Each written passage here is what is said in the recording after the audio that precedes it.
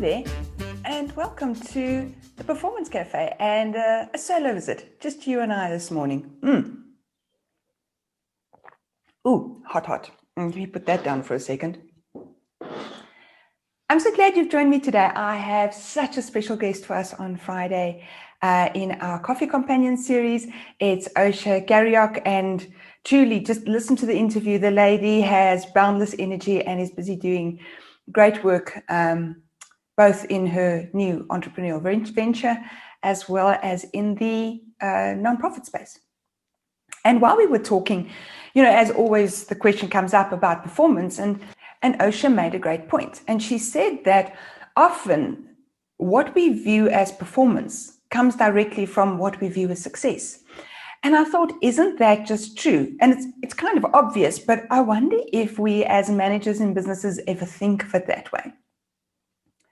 And I think that where it starts is maybe that we should acknowledge that there are 3 different levels of performance and 3 different levels of success in an organization. So firstly, we obviously have the organizational view of what performance and success is. So there are targets, there are numbers, there are whatever it is, those really quantitative measures of what we need to get done in order to be successful. But then at a team level, I think it's that and more, because at a team level, we must take a look at how do we motivate the team to work together? What are the success metrics around collaboration, around supporting each other, around creating this esprit de corps for the team? Because that's important as well. We can't just have one person doing well. The whole team must work together. And then I think at the 3rd level, we have success and performance for each individual in the team. Now, what do I mean by that? So yes, obviously, whatever the business wants needs to be fulfilled, because otherwise we don't have jobs, it's not sustainable, it's bad for the business, it's bad for us as employees and employers. However, at the same time, I think we mustn't miss out that there's more to performance than just complying with a bunch of numbers. So last week in my Perform Forward blog, I actually brought up the Wheel of Life. And the Wheel of Life says that, there are, if you take a look at life as a pie, then separate segments are allocated to different things. And often in coaching, we will use this as a way to create some balance in someone's life, or, prioritize, next steps, that kind of thing. But in this particular case, I think it's nice to know that when we take a look at the Wheel of Life, there's more than just one thing in there.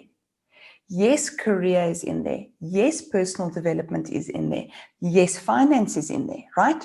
Definitely. So if we don't pay someone, if we don't give them opportunities to improve themselves, and we don't give them opportunities to grow in their roles in businesses, then obviously that's going to detract from their whole experience. But having said that, there are other things in the Wheel of Life, like spirituality, like family needs, like life balance. And so from that perspective, if we get to know each individual as a whole person, and we understand who the whole person is, then we understand what does their Wheel of Life look like and what are their segments. And then we can use that in order to inspire and motivate them at work. And we'll also understand why there's a lack of performance if something that we are asking does not overlap with that Wheel of Life, or, creates conflict within it. So I think it's kind of important, as Osha mentioned, is that what success is not just one thing. It's not just the numbers. It's not just taking a look at one part of a person, because after all, we are called human beings, not human doings. We are more than the sum of that which we deliver or produce. And what we deliver and produce is strongly flavored by our background, our past, who we are, what are our strengths, what are our weaknesses. So I think it's important that we start seeing success and performance for whole people.